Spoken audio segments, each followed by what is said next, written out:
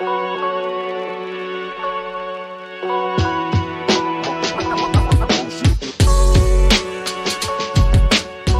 start with the rapid fire round. The first one is, at what age do you want to retire? That is a good question. Maybe 50. How long does it take you to get ready in the mornings? 20 minutes. Most embarrassing moment of your life? In Stockholm, when I lost my key. I had to run from a shower on a boat all the way to the office of the reception, which was up a hill. So I was just wrapped in a towel in like minus 10 degrees Celsius. It was crazy. Glad you didn't slip. Yeah. Favorite color? Favorite color? Red. What time of day are you most inspired? Most inspired? Probably the evenings. How many hours of sleep can you survive on? Probably 4 or 5. Fill in the blank. An upcoming technology trend is blank. An upcoming, I think, artificial general intelligence. The city in which the best kiss of your life happened. Probably London. Pick one, Elon Musk or Mark Zuckerberg. Mark Zuckerberg. The biggest mistake of your career. Thinking when I started my startup that it would be really easy. As with all startup owners things. Yeah. How do you relax? How do I relax? Normally Netflix or swimming. A habit of yours that you hate. A habit of mine that I hate. Sometimes I stress too much, I think. The most valuable skill you've learned in life. Most valuable skill. Persistence. Your favorite Netflix show? Favorite Netflix show? It's probably one of the South Korean dramas, to be honest. I love them. One word description of your leadership style? Driven. Top priority in your daily schedule? Top priority? Achieving as much as possible with the time available. Ideal vacation spot? Ideal vacation? Probably in the Nordics, like the cold weather. So, yeah. Key factor for maintaining a work-life balance? Key factor? You know what? I don't really have a work-life balance. I continually work, but I would say key factor is probably having a schedule and sticking to it. Memorable career milestone? Memorable career milestone? I think achieving Innovate UK funding in my previous role so that we could proceed with a big artificial intelligence project. Okay. A recent business innovation that caught your attention? Bill Bryant in Sweden with AMP Studio launched a generative AI model that can generate really cool background music for a song or for a film, and it uses really high quality loops, so it's much better than a lot of the other music generating tools out there. Okay, well that was the end of the rapid fire. Fantastic. Now we can move on to the longer questions, which you can answer with as much ease or time as you like. The first one is, can you tell us more about your role as an AI strategist and your journey in the field of AI? Of course, yeah. So I've been working with AI for over a decade now. I actually started working with AI at my own company, Looks Good On Me, in the fashion sector. And we were using visual recognition tools, which back then were few and far between, and they were nowhere near as good as they are today. But interestingly enough, we were using those tools to recognize details of fashion items so that we could suggest other items in store that might go with them. And I think I met at least 3 people here today who are using the new technology to do similar things. And so it's really interesting to see that still ongoing. And then obviously more recently, in my last role at the UK regulator, was using AI for a couple of things, generating international multi-territory age ratings from one viewing of video content. So instead of having to go to every regulator around the world to get age ratings, you could do it all from one sitting. And the second project, which was more complex, was actually analyzing video content from a compliance perspective and recognizing where not only the violence occurs, but being able to attribute some sort of severity level to it using a combination of visual, speech, and sound recognition tools. So it was really interesting to to kind of build that multimodal fusion model to do that. And I would say, taking all the learnings from that, all of those projects has put me in a good place, certainly from the creative industry perspective, to advise on AI strategy. And that's really where my role AI strategist come from. And do you plan to return to any of these projects anytime? Really good question. I mean, certainly the media and entertainment industry is one where I think there's a lot of growth and a lot of opportunities. So, maybe there's opportunities there, but also I think with the work that we were doing in terms of recognizing issues in content, I think there's a lot of opportunity in the user-generated content space to provide better tools for platforms like YouTube. So yeah, absolutely, really keen to kind of carry on that work. And are there any interesting lessons that you learned now that you look back at everything you've done that you bring with you today? Yeah, I mean, as I think I mentioned earlier, the persistence is so important, and having that drive to continue when things go against you. With securing funding, that was a really long process, and if you weren't persistent in and believing in your vision, there was no way you could have got over that hurdle and achieved that result. So I think, yeah, that sort of drive and persistence is a key thing that I'll carry with me throughout my career. So you're actively involved in developing AI standards, including ISO, IEC 823. Could you explain what this standard is and its significance in the AI landscape? Yeah, so I've been part of the BSI and ISO AI committees now for quite some time. The BSI is the British Standards Institute, the ISO is the International Standards Organization. The ISO IEC 8183 is an international standard, a foundational standard for the AI data lifecycle. So it's about how we use data in AI projects and how we can optimize that and make sure it's ethically used, and how we can mitigate things like bias. So it's all there in that foundational standard as a guide for businesses who are either working on AI projects currently or are thinking about doing so. And all of the other standards around data quality and risk that are present within the ISO AI standards are kind of make reference to the AI data lifecycle, and that's why we really wanted to get that standard out there, so that any business approaching these projects can have that as kind of a tool that they can use. Also, we visualize that it can be used by policymakers and politicians and things to think about really how they want to regulate this area too. And what has the progress in regulation looked like? Like, we all know of the letter that Elon Musk and everyone signed once upon a time to regulate progress, but what has been the update on that? So I was very skeptical about that letter. I don't know if it came from a good place, and what I mean by that is, obviously, OpenAI have not necessarily been entirely open about the kind of data sources they've used to train their models, and they are in an advantageous position because of that. And I felt that some of the people signing those letters and calling for regulation were doing so because they were in an advantageous position of building something before regulation, and they were potentially looking to restrict others from building tools of a similar nature and competing with them. So I don't know whether that came from a good place. In terms of the actual regulation, though, it's really interesting to see the EU AI Act coming into force soon. The UK government has more of a relaxed approach to AI for the time being, but we've got our AI Safety Summit coming up in November, where all these kind of core issues are going to be discussed. And I know the US is in a similar position where they're looking at whether they should bring in regulation or not, because they tend to be more hands-off than, say, the European Union, for example. The one challenge the European Union have, from what I can tell with the EU AI Act, is it's very clever in terms of it breaking down AI projects into different risk categories.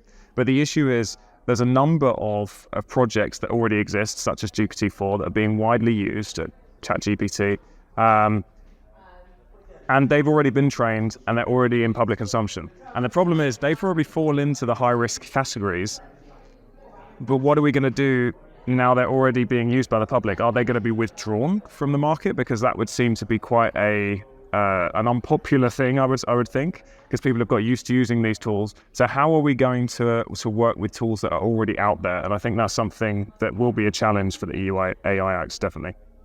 And how does one navigate the challenge of having an international standard in the first place, which may or may not be respected by countries at all? Well, this is a really good question. And when we got the AI data lifecycle standard approved, I think it was 24 countries all approved it.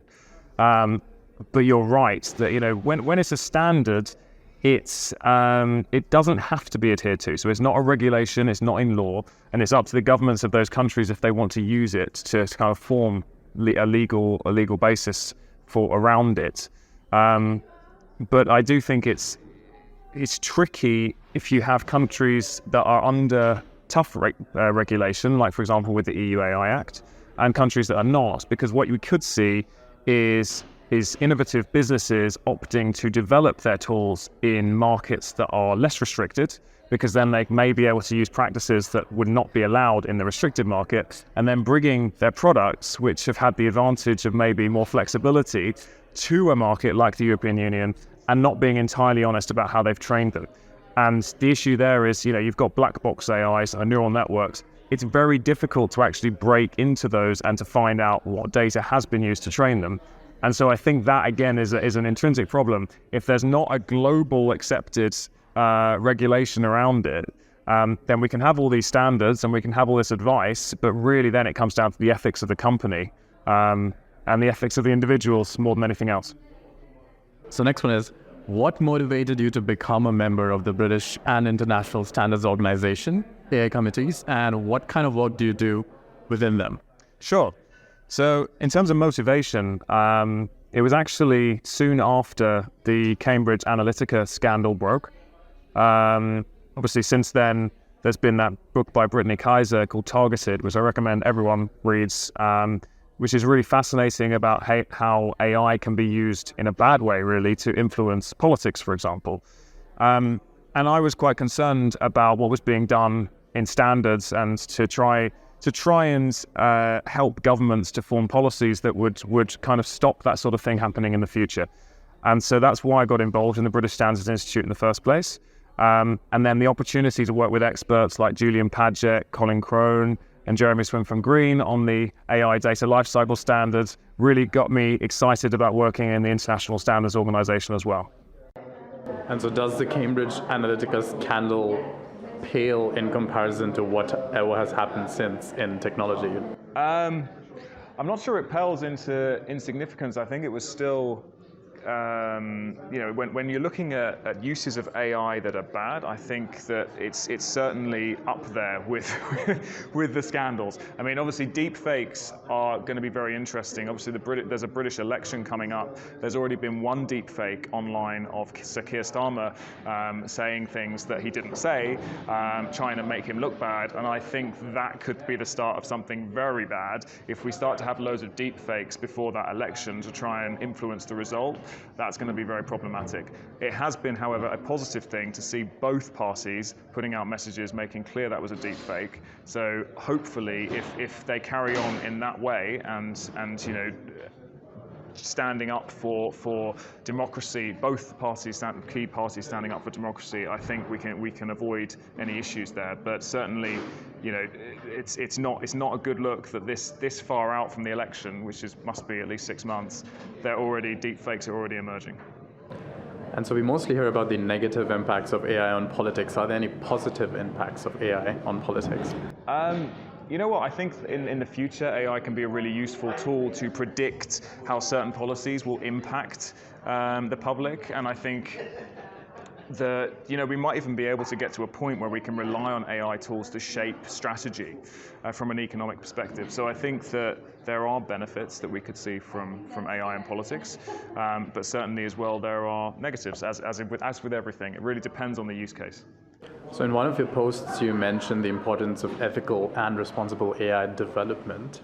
How do you advocate these principles in your work? So certainly in the projects I've worked on, we've always had an AI ethics committee. I think that's really important, and we've always had independent voices come in as well, because it's very difficult for a company to look at their own products and analyze them from an ethical perspective without having an independent voice in there as well to look at them and to feed into that. So we worked very closely with the University of Bath and had their representation on there. We had other external parties too. And I think that's a really important thing for companies to take away from this, that I would recommend an AI ethics committee, but do make the investment in bringing in outside voices, if you like, to feed into your ethics program. And besides these two, are there any other best practices or frameworks you recommend for organizations looking to prioritize ethical AI development? Yeah, absolutely. I mean, the ISO standards, so the International Standards Organization standards, and also sometimes the government publishes recommendations and best practice papers as well. So it's always worth looking out for those too. But as a starting point, the ISO standards are a good thing. So you've spoken at various AI summits around the world. Could you share some insights from your recent speaking engagements, especially on the topics of demystifying AI and AI ethics? Yeah, absolutely. So I think, in the latest presentation, I talked about the challenges certainly with C-level sometimes not understanding that when you bring in an AI team, 80% of their time is going to be spent on sorting out the data. It's going to be spent on the data collection, the data preparation. And I don't think there's always that realization. Sometimes these companies bring people in and they expect them to deliver an AI product in 6 months. And the data cleaning could take 2 years. It really depends how bad the data is, whether it's in a structured way or whether it's unstructured, whether it's in silos. There's lots of things to consider. And I would say that is a big consideration for C-level. In terms of demystifying that, I think we need to be clearer as an industry to explain that, and maybe there needs to be more training available, because the only way we're going to see real progress is if the people at the top of these companies feel confident and trust in the AI process. So have you had any particularly tough or interesting question hurled at you during one of these speaking engagements that made you think? That is a good question. Besides the question I asked you now. Yeah. I mean, I've been asked a lot of questions about bias, and I think bias mitigation is incredibly important when it comes to video content, and it's very complex, because I had a question actually in my last session today regarding the most challenging issue with bias that we've encountered. And I would say the most challenging issue with bias is when you've got an AI product that can scan video content, for example, to identify things. It can pick up biases from the training data. It can pick up biases that's actually in the content itself. So using Hollywood content as an example, Hollywood content may have built-in biases just from the way that it's been shot, the race of most of the actors, the way they portray different genders, all that sort of stuff. But if you're building a tool to work on Hollywood content, it may be that tool, in terms of analyzing that content, works better with those biases than if you take those biases away. And so it makes those ethical decisions around wanted and unwanted bias incredibly difficult. And so I would say that is the most challenging thing, and that's why it's so important to have an AI ethics committee to be able to discuss those sort of important issues. Speaking of Hollywood, what's your opinion on the Hollywood anti-AI strike that's happening in the news right now? It's really interesting. I was actually talking about that in my presentation. I mean, I completely understand where the actors and the writers are coming from. Generative AI is very scary, and certainly it has the potential to put a lot of people out of work, I would say. But looking at it from the studio's perspective, a lot of the media and entertainment industry have been struggling for a long time. The streaming wars have really taken their toll. Disney has lost a lot of money from Disney Plus. Netflix have spent a load of money. Prime Video spent a load of money. It's got to the point where, in order to produce the amount of content that needs to be produced to keep people engaged, something's got to give. And I think realistically, they're going to have to start utilizing generative AI, whether that's to generate scenes so they don't have to fly a production team around the world to do things, so it can reduce their carbon footprint, but also reduce the cost for them. Whether it's having some AI-generated actors, which will not be a popular thing to say at this point, but I think there are going to be things that have to be done to cut cost for a lot of productions to keep up with the consumer demand and to try and maintain their position as one of the leading media and entertainment companies. So I think there is going to be a to and fro on this, and I touched on the fact that actually when we've seen these sort of significant shifts and changes in the media and entertainment space, it's quite common for there to be pushback and skepticism. Even when we were moving from films without sound to films with sound, some of the actors and actresses were pushing back on it, saying, "Oh, it's a terrible thing. No one should be adding sounds to movies. It's like putting lipstick on this famous Greek statue." There was a lot of pushback, and equally when we moved from radio to television, there was the same type of pushback. So I think it's normal to have pushback. I sympathize with the actors and the writers. There are going to be shifts in the industry. I think human in the loop is always the best, so a combination of AI and humans. And I do think that actually, if they adopt generative AI, it will create AI-related jobs. And so maybe it's more of a question of upskilling those people who are currently doing roles that may be impacted to be able to take some of those roles as well. So what do you think of Sam Altman's statement that we always thought that AI would first come for blue-collared workers and white-collared workers and then finally artists, but we're seeing the opposite, that first for artists, then for white-collar workers and maybe for blue-collar workers? Yeah, I mean, it's a really interesting one. I mean, is it coming for artists? That's a good question. Is it coming for artists? Because the current form of AI, it can generate imagery and things, but you have to be the creative one to create the prompt, and you have to be the one who has the idea in the first place. The AI is not great at coming up with ideas. If you ask GPT-4 to come up with a script, it won't be great if you don't give it a good prompt and maybe a template of the script you're looking for in the first place. So I think, yeah, it's a very tricky question. Has it come for the artists? That's my question. Or has it come for the copywriters? Has it come for the people who are not actually the creatives, but are the people who are maybe building on what the creative people have done? That's the question. So let's talk about your involvement with the Swedish Chamber of Commerce for the UK as the chairperson of young professionals, and it's impressive. How do you support and mentor young professionals in the field of AI? Of course. So I've always contributed quite heavily to the Swedish Chamber of Commerce over the years. It's a fantastic organisation, and I'm not Swedish myself, but they embraced me. I worked for a Swedish company back in the day called Foundation. And you like hanging out in the Nordics? And I love hanging out in the Nordics, exactly.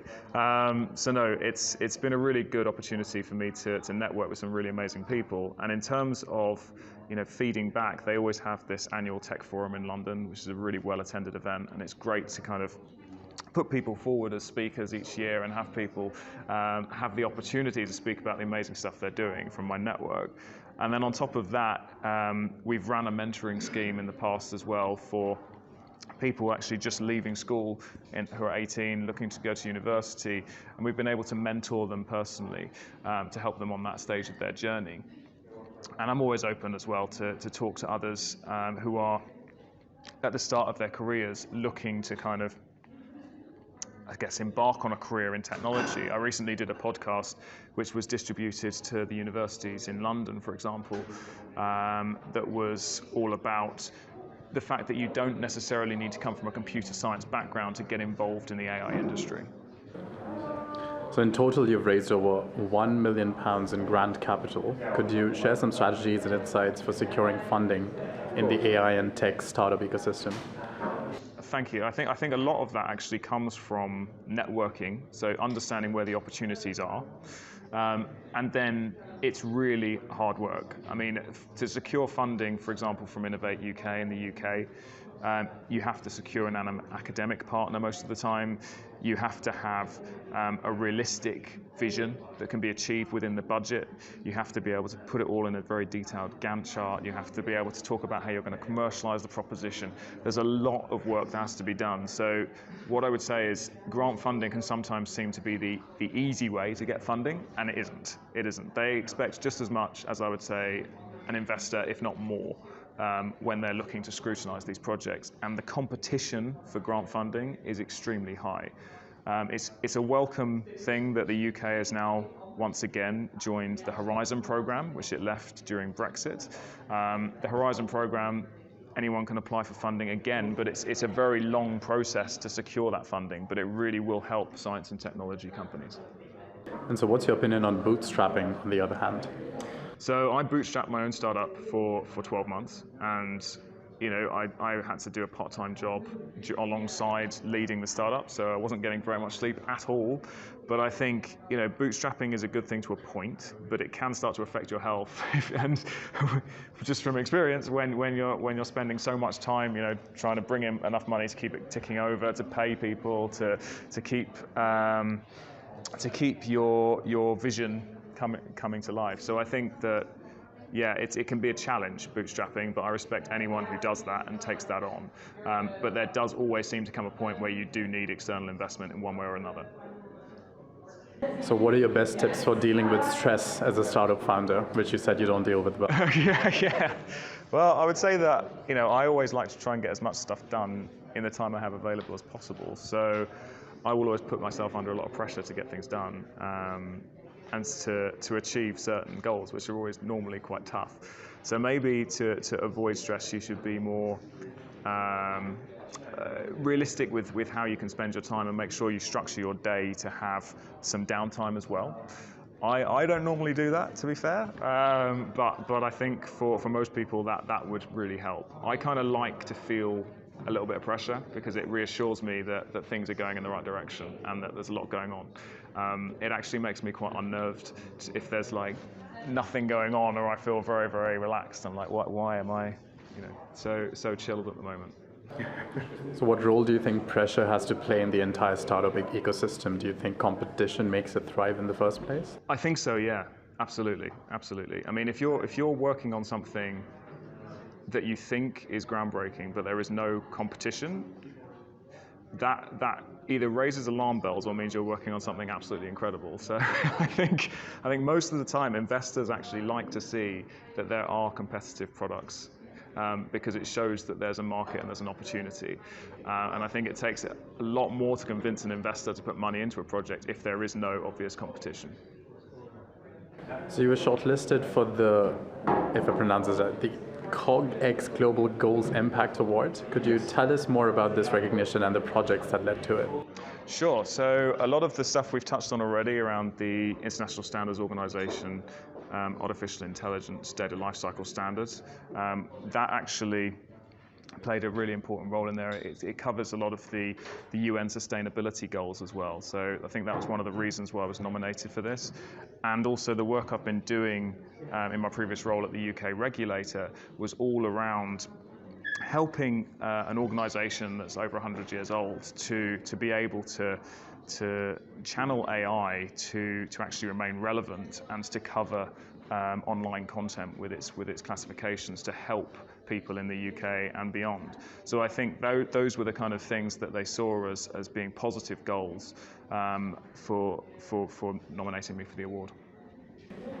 And how has this recognition inspired or motivated you to continue your work in AI and innovation? Oh, it absolutely has. I mean, certainly I would say that from my perspective, social good projects are really important to me. They motivate me, and whether the award is going to have any, or the nomination for that award is going to have any lasting impact on that, I would say it's more of the fact that that's just what motivates me. I like to see projects that have a positive impact on society. So I think that's really a key thing throughout my whole career. So lastly, you've launched a podcast called Startup Voice. Yes. What can listeners expect from this podcast and what inspired you to start it in the first place? Sure. So the truth is I was at Slush last year. So Slush is a big event in Helsinki where I think it's the world's largest startup gathering. I recommend it for anyone. It's great fun, but you learn a lot as well. And I would say that the Startup Voice is really to shine a light on startups that are working on really exciting projects that are either pre-seed or seed funded, possibly Series A. but where we can shine a light on the founder's journey and what inspired them to take on this task. Because having run a startup myself, I know how difficult it can be and how challenging it can be. It's not an easy thing running your own company. So I would say that it's about giving them an opportunity to talk about the exciting stuff they're doing, raising their profile so that investors can find out about their projects. But also I've got 10 other fantastic individuals who are in the tech sector, including the CEO, for example, of the British Design Fund, who are going to present the podcast with me, which will enable us to have multiple different views on each podcast and different ideas and different perspectives that will bring value to the podcast and hopefully make it resonate with a lot of young people and a wider audience as well. Are you planning to go to Slush again this year? I am going to Slush, so yes, if any of you are there, fantastic, I will see you at Slush then. So the last question for you is of a personal kind. What would you be doing in your life if not all this? If not all this, that is a very good question. I mean, I guess if I wasn't working with AI, I would probably be working in business development, possibly. I always like to try and grow new things, so I'd probably be doing more of a business-orientated role that was all around establishing a business. But I think to be honest, I am just really grateful for this opportunity in the tech sector, and it's what drives me, and I see so much potential for this technology moving forward.